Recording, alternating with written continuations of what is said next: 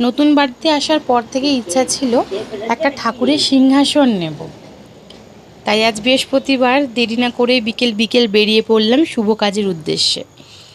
অনেক কটা সিংহাসন দেখলাম, তার মধ্যে একটা আমাদের দুজনেরই খুব পছন্দ হয়েছে। সেটা আজকে নিয়ে আসতে পারলাম না, কারণ ওটা পালিশ করা ছিল না। পালিশ করা হয়ে গেলে আমরা গিয়ে নিয়ে আসবো সিংহাসনটা, সেই ভিডিওটাও শেয়ার করব। আর আজকে ওই ভিডিওগুলো করতে পারলাম না, যেই সিংহাসনগুলো দেখেছি সেটা করতে পারিনি, কারণ কোলে আমার ছেলে ছিল, বাবান ছিল, তাই করতে পারিনি। ছোট বাচ্চা নিয়ে করা যায় না। আমি কয়েকটা ফটো তুলেছিলাম, সেই ফটোগুলো আমি ভিডিওর মধ্যে শেয়ার করেছি। তো সব থেকে বেশি যেই সিংহাসনটা ভালো লাগছে আমাকে প্লিজ কমেন্ট করে জানাবে যে সব থেকে বেশি কোনটা ভালো লাগছে।